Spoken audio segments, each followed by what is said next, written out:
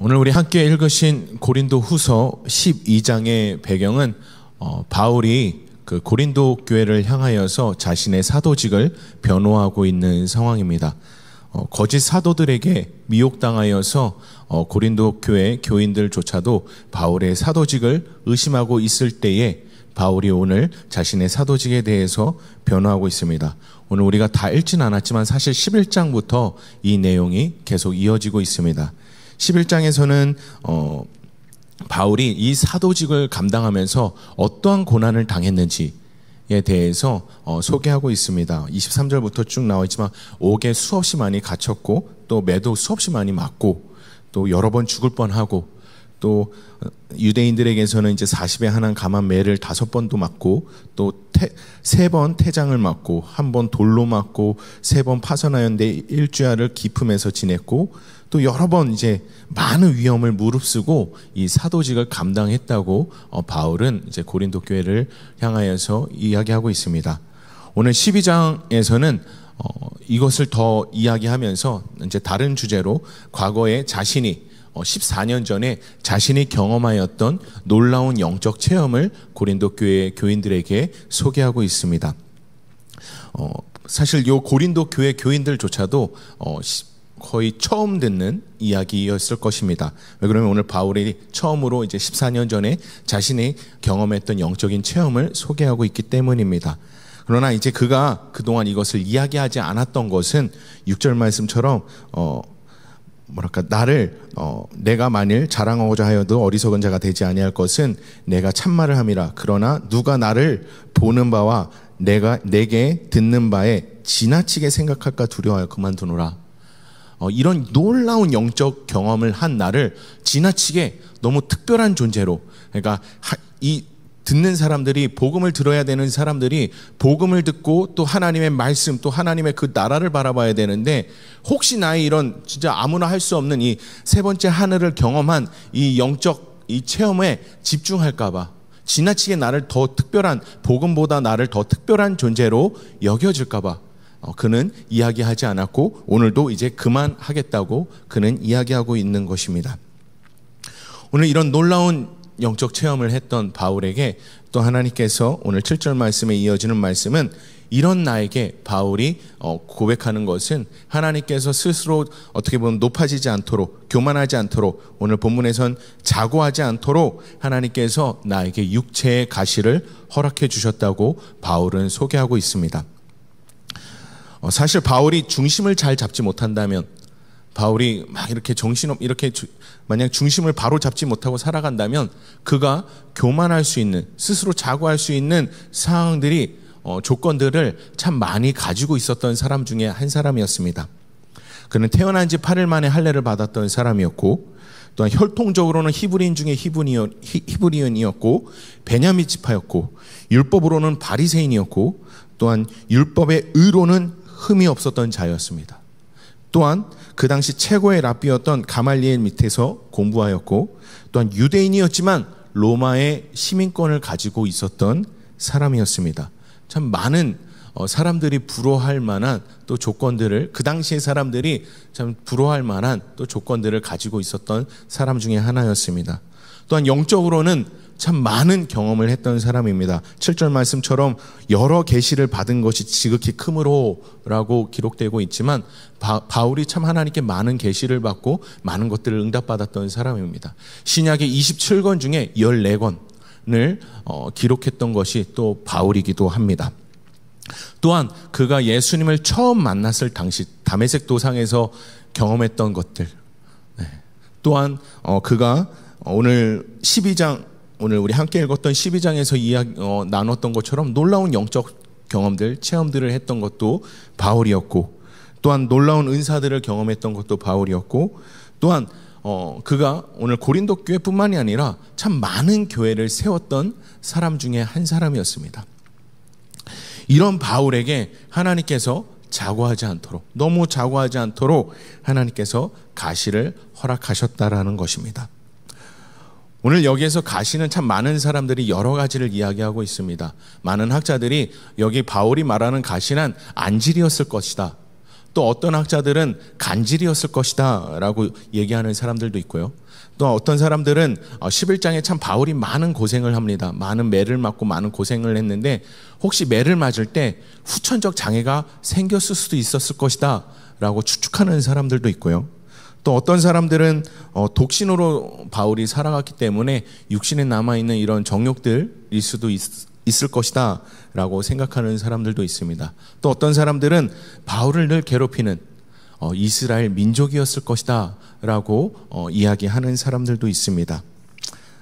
여러 가지 추측이 있는데 오늘 본문에서는 가시가 정확히 어떤 것인지 바울은 이야기하고 있지 않습니다. 하지만 어찌되었던 바울 자신을 정말 괴롭히는 이 가시를 떠나가기를 위해서 하나님께 3번 기도했다고 바울은 오늘 고백하고 있습니다. 만약에 이 가시가, 오늘 바울이 말하고 있는 이 가시가 육체적인 질병이나 육체적인 문제였다면 거짓 교사들에게 많은 공격을 받았을 수도 있었다고 생각이 됩니다. 왜 그러냐면 바울이 고린도 지역에서는 아니지만 에베소 지역이나 다른 지역에서는 사도행전에 보면 바울이 가지고 있던 손수건이나 앞치마를 가져다가 병든 사람에게 얹으면 또 병이 낫고 또 악기가 떠나가는 일들도 경험했습니다. 또한 다른 지역에서는 3층 높이에서 떨어진 청년 유도고를 살려내는 또 놀라운 경험도 했습니다. 고린도 지역에서 만약에 이 거짓 교사들과 이 고린도 교인들이 바울, 너가 진짜로 있으면 너의 질병도 한번 고쳐봐라. 너가 가지고 있는 그 건강상의 문제도 한번 고쳐봐. 너가 다른 지역에서 그런 놀라운 일들을 경험했다는데 한번 고쳐봐라. 우리 눈앞에서 보여봐라. 그러면 우리가 사도로서 인정해 줄게. 예수의 이름에 능력이 있다며 또 성령님의 네 안에 있다면 너 한번 고쳐봐라. 이런 식으로 조롱을 받았을 수도 있습니다. 마치 예수님께서 십자가에 못 박혔을 때 대제사장 서기관 또 장로들이 남은 구원하였을 때 자기는 구원할 수 없도다. 지금 십자가에서 내려오라고 조롱받으신 것처럼, 또한 신약에 예수님께서 공생의 사역을 하시며 나갈 때 믿음이 없는 자들이 예수님께 많은 표적을 구했던 것처럼 바울 또한 비슷한 공격을 받았을 수도 있었을 것입니다. 우리에게도 우리가 살아가면서 참 우리가 기도하지만 여전히 우리 가운데 남아있는 가시들이 있을 수 있습니다. 여전히 가난이라는 것이 있을 수 있고요. 또한 육체적인 질병이 여전히 남아있을 수도 있습니다. 아니면 믿지 않는 나의 남편, 믿지 않는 나의 자녀, 아니면 믿지 않는 나의 부모, 아니면 나를 핍박하는 사람들, 아니면 또 우리의 삶의 바운더리 내에서 참 나를 괴롭히고 힘들게 하는 많은 가시들이 존재할 수 있습니다. 예수를 믿는데 너 왜 아직도 가난하냐? 너 예수를 믿는데 너 왜 아직도 질병이 네 몸 가운데 남아있냐? 예수를 믿는데 너 왜 아직까지 이러냐? 라는 부정적인 이야기들을 세상 사람들에게 들을 수도 있습니다. 그럴 때 하나님, 정말로 우리는 하나님을 믿다 보니 하나님 나에게 이것들을 허락해 주세요. 나한테 이 가시를 없애주세요. 이것들을 해결해 주시고 하나님 이 사람들에게 하나님의 능력을 보여주세요 라고 기도할 수 있습니다. 굉장히 오래전에 제가 저희 아버지를 전도하기 위해서 이렇게 저희 옛날에 그 교회에서 이렇게 성경대학 그랬었구나라고 이 소책자로 나왔던 시절이 있습니다. 그래서 주제별로 소책자로 작게 해가지고 나왔던 책이 있었습니다. 그래서 제가 울산에 계신 저희 아버지를 전도하기 위해서 그 책자를 사고 또 이 성경대학 테이프를 사서 울산으로 한번 내려간 적이 있었어요. 울산으로 한번 내려갔는데 그 시기가 어떤 시기냐면 딱 내려가서 이 벅찬 이것을 진짜 아버지께서 진짜 읽으시고 이제 들으시고 해서 정말 예수님을 아셨으면 좋겠다, 정말 믿으셨으면 좋겠다, 정말 이런 마음으로 울산에 내려갔는데 그때 내려가 보니까 어떤 일이 있었냐면은 이복 동생들이 있었는데 이복 동생들이 돈을 모아서 아버지께 중형차를 사드린 거예요. 그래서 아버지가 거기에 너무 좋아하고 있었던 시절에 제가 딱 성경대학 그랬었구나와 테이프를 가지고 이렇게 내려갔던 것입니다. 근데 아버지가 야 요즘 차가 테이프가 돌아가질 않는다 뭐 여러 가지 이제 이야기부터 저는 나름대로 울산에 오가면서 이렇게 드는 경비들과 또 그것들을 책자와 이런 것들을 사는 이제 비용들은 저 나름대로 저희 생활비에서 정말 많은 부분을 차지했던 시절이었습니다.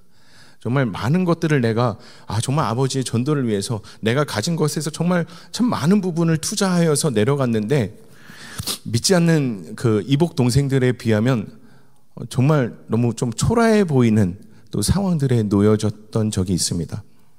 그래서 정말 그냥 그것이 아버지에게도 어떤 감동도 되지 않고 그냥 울산에서 돌아오는 적이 있었습니다. 울산에서 돌아올 때 마음이 굉장히 좀 어려웠었습니다. 뭔가 내가 초라해 보이고 내가 뭔가 나 나름대로는 정말 내가 가진 것에서 좀 많은 비용을 들여서 아버지를 전도하고 싶었는데 그러지 못한 뭐 이런 모습들, 내가 참 초라해 보이는 참 마음이 참 뭐랄까 복잡하게 드는 마음을 가지고 울산에서 돌아왔던 기억이 납니다. 그때 이제 돌아오는 차 안에서 이런 기도를 했던 것 같아요. 하나님, 저도 돈 좀 주세요. 되게 믿지 않는 저 이복 동생들에 비하면 나 너무 좀 초라해 보입니다. 하나님, 정말 뭐랄까 돈의 주인이시고 정말 이 부를 허락해 주실 수 있는 분은 하나님이신데 그러니까 다른 것이 아니라 이 믿지 않으시다 보니까 아버지도 그렇고 많은 이 믿지 않는 이 가족들에게 정말 증명해 보이고 싶었었습니다. 돈의 주인이 하나님이시다. 이런 복을 주시는 분이 하나님이시다. 뭐 이런 마음이 들어서 뭐 그런 기도를 한번 해본 적이 있었습니다. 또한 믿지 않는 저희 가족들, 또 이제 외가 쪽 가족들은 이제 어머니의 이제 죽음 앞에서 하나님을 지금도 믿고 계시지 않습니다. 이분들이 늘 하는 얘기가 다른 것이 아니라 정말 하나님을 위해서 살고자 했던 사람, 정말 하나님을 정말 사랑하고 정말 하나님을 위해서 뭐랄까 헌신하고자 했던 너희 어머니. 그러다가 금식기도 하다가 결국엔 면역력이 다 이렇게 무너져서 결국엔 돌아가시게 됐는데, 가족들이 늘 하는 얘기는 다른 것이 아니라 진짜 하나님이 살아 계시다면 너 그럴 수가 있겠느냐 합니다. 진짜 자신을 위해서 살고자 하는 사람이었는데, 자신을 정말 사랑하고자 정말 헌신하고자 했던 사람인데, 그래서 진짜 열심히 기도했는데 밥까지 안 먹어가면서 기도했는데 어떻게 데려갈 수 있느냐. 그런 이야기를 하는 저희 외가 가족들을 향하여서 제가 어떠한 것도 이야기할 수 없었던 시절이 있었습니다. 뭔가 증명해낼 수 있는 것들이 없었습니다. 하나님의 정말 큰 경륜, 하나님의 정말 큰 계획들에 대해서 말할 수 없었던 시기가 있었습니다. 그럴 때 하나님 정말 막막합니다. 어떻게 이야기해야 될지 모르겠습니다. 때로는 하나님께 그렇게 기도한 적도 있습니다. 하나님, 왜 우리 어머니를 데려가셔서, 왜 저 혼자 이제 남겨져서 이들 구원받아야 되는데 이들에게 아무런 덕도 되지 않는 것처럼 보입니다. 이들의 마음의 상처가 너무 커서 복음이 조금도 들어가지 않을 것 같습니다. 하나님, 어떡합니까 하나님?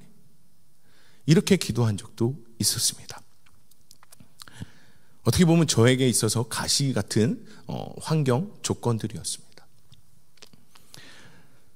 오늘 본문에서도 바울이 참 어떤 가시인지는 모르지만 하나님께 기도한, 하나님 이 가시를 제발 없애주십시오. 이 가시를 제발 걷어가 주십시오.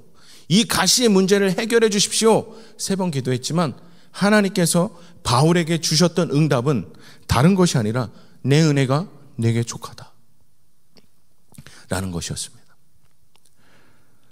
이 성경 말씀을 읽을 때 처음에 이렇게 받아들여졌을 때 내 은혜가 내게 족하다, 가시가 아직도 남아있는데 하나님께서 내 은혜가 내게 족하다, 이 응답이요, 얼뜻 봤을 땐 참 차가운 응답처럼 보입니다.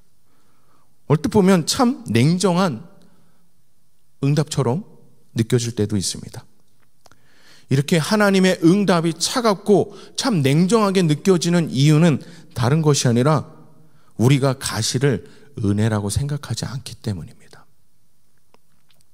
가시가 덕이 안 되는 것 같고, 가시가 내 저주인 것 같고, 가시가 늘 나의 삶의 문제인 것처럼 보이지만, 오늘 우리가 말씀을 통해서 하나님께서 우리에게 원하시는 우리의 믿음은 가시가, 우리에게 주어진 이 가시가 은혜라는 것을 깨닫는 것입니다. 하나님, 저에게 저를 부자 되게 해서 나에게 정말 부를 허락하여 주시옵소서 해서 정말 하나님께서 부를 허락해 주셨을 때 그것이 정말 진정한 행복이가 복일까? 우리가 한번 생각해 보는 밤이 되었으면 좋겠습니다. 정말 넘치는 복을 받아서 교만하여져서 하나님을 떠났던 솔로몬 왕이 있습니다. 아수르 18만 5천 명의 군대와 전투에서 하나님의 도움으로 승리하였고, 죽을 병에 걸렸지만 하나님을 붙들고 하나님께 기도했을 때 15년의 수명이 연장되었던 히스기야 왕. 그러나 그의 말년, 그의 마지막 그 왕으로서의 마지막 시대, 정말 모든 전쟁이 승리가 되고, 또한 자신의 건강, 자신의 이 생명이 정말 이렇게 평안하여졌을 때에 그는, 그의 말년에는 어떻게 보면 자기의 의와 자기의 부를 자랑하는 교만한 모습에 빠져 있었던 히스기야 왕도 있습니다. 정말 가시로 인해 하나님, 전 정말 주님밖에 없습니다. 하나님 없이는, 하나님의 도움 없이는 한순간도 살아갈 수 없는 존재입니다 라고 고백되어질 때, 오늘 말씀처럼 사람이 약하여질 때, 아니 피조물로서 자신의 무능력이 확실하게 확인되는 그때에 하나님은 바로, 그때에 바로 하나님의 능력이 온전하여지고, 그때에 가장 뚜렷이 하나님의 전능하심을 확인할 수 있는 때이라는 것입니다. 아브라함이 바랄 수 없을 때 자신의 나이가 100세가 되었고, 또한 이미 사라는 아이를 낳을 수 없는 이미 나이가 되었을 때, 그때에, 이미 죽은 것 같은 그때에, 소망을 가질 수 없었던 그때에 믿음으로 하나님을 바라봤더니 그때에 하나님의 전능하신 능력을 경험할 수 있었던 것입니다. 나사로가 죽었을 때 마리아와 마르다, 오라비의 죽음 앞에서 아무것도 할 수 없어서 슬퍼하는 것밖에, 눈물을 흘리는 것밖에 할 수 없었을 그때에, 바로 그때에 소망이 끊어져 버린 것 같은 그 상황 가운데 놓였을 그때에 바로 하나님의 아들이신 예수 그리스도의 전능하신 능력을 경험할 수 있었던 때가 바로 그때인 것입니다. 아무것도 없을 때, 소망이 없어 보일 때, 정말 내 능력 밖의 일들이 내 눈앞에 있을 때, 정말 감당할 수 없는 가시가 나를 찌르고 죽이려 하는 그때에, 그 가시로 인해 죽어가며 하나님을 부르는 그때가 바로 하나님의 능력을 경험할 수 있는 때인 것입니다. 오늘 이 밤 내 인생의 가시로 인해 하나님을 찾으시는, 그리고 하나님의 능력을 경험하시는 밤이 되길 기도하겠습니다. 또한 오늘 하나님의 기도 응답에 내 은혜가 내게 족하다라는 응답은 정말 진실로 진리의 말씀인 것입니다. 우리에게 주셨던 가장 중요한 하나님의 은혜, 다른 것이 아니라 바로 십자가 구원의 은혜인 것입니다. 죄와 사망의 법에서 자유로울 수 없었던 우리, 나의 의로, 나의 선한 행실로, 나의 선한 양심으로, 나의 지식과 지혜, 어떠한 것으로 내가 구원받은 것이 아니라 오로지 전적으로 그 말로 표현할 수 없는 그 은혜로 구원하여 주신 그 하나님의 은혜, 그 은혜가 이미 우리는 그 은혜를, 그 말로 표현할 수 없는 그 은혜를 이미 우리는 받았고, 또 그 은혜로 우리는, 그 십자가의 은혜를 우리는 이미 경험하였고, 또 우리는 이미 누리고 살아가고 있습니다. 십자가의 구원의 은혜가 우리의 삶의 바운더리 안에 있는 어떠한 가시보다도 위대하고 큽니다.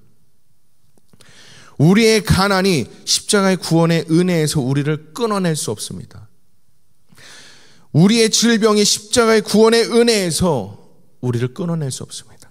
로마서 8장에 보면 내가 확신하노니 사망이나 생명이나 천사들이나 권세자들이나 현재 일이나 장래일이나 능력이나 높음이나 깊음이나 다른 아무 피조물이라도 우리를 우리 주 그리스도 예수 안에 있는 하나님의 사랑에서 끊을 수 없으리라 라고 기록되어 있습니다. 어떠한 것도 우리를 괴롭히고 어떠한 정말 강해 보이는 어떠한 것도 그 하나님의 그 십자가의 구원의 은혜에서 우리를 끊어낼 수 없습니다. 이유는 다른 것이 아니라 어떠한 것보다도, 세상의 어떠한 것보다도 하나님의 그 구원의 은혜가 크기 때문입니다. 강력하기 때문입니다. 이미 우리는 하나님의 은혜를 충분히 받은 자입니다. 이미 충분하다 못해 이미 흘러 넘치고 있습니다. 오늘 이 밤에 우리는 이 십자가의 은혜를, 이 구원의 은혜를 회복하는 밤이 되어야 됩니다. 십자가면 충분하다. 그 하나님의 구원의 은혜면 충분하다. 정말 그 복음이면 충분하다. 이 신앙으로 우리가 살아갈 때 우리는 많은 나를 억누르고 찌르는 그 가시 앞에서 우리는 승리할 수 있는 것입니다. 단순히 지식으로 감동으로 끝나는 십자가의 은혜가 아니라 정말 그 은혜가 진짜 내 삶에 경험되어지고 진짜 내 삶의 전부가 되어야 되는 것입니다. 그래야 오늘 본문 말씀처럼 바울은 이것들로 인하여서 그는 기뻐한다라는 거예요. 기뻐할 수 있다라는 거예요. 아무리 내 안에 가시가 남아있지만 내가 기뻐할 수 있다라는 거예요. 나의 이 약한 것을 자랑할 수 있다라는 것입니다. 세상 사람들은 자기가 가진 것을, 나의 장점을 자랑하지만 자기의 약점을 잘 자랑하지는 않습니다. 하지만 바울은 나는 나의 이 약한 것을 당당히 자랑할 수 있다는 것입니다. 이유는 다른 것이 아니라 내가 약하여질 때, 내가 가장 약할 때, 나의 한계를 보일 때 바로 그때 가장 강하게 되어진다는 것입니다. 이유는 내가 죽어질 때, 나의 어떠한 모든 상황들이 죽어질 때 그때가 바로 하나님께서 일하시기 시작하시는 시점이기 때문입니다. 나의 능력이 아닌 하나님의 능력으로 강하여진다는 것입니다. 오늘 이 밤에 우리가 다른 것이 아니라 이미 우리에게 족한, 이미 우리에게 이미 충분한 그 십자가의 은혜를 회복하는 밤이 되었으면 좋겠습니다. 정말 그 십자가로 우리가 다시 그 구원의 은혜로 우리의 삶을 돌이키는 이 밤이 되었으면 좋겠습니다.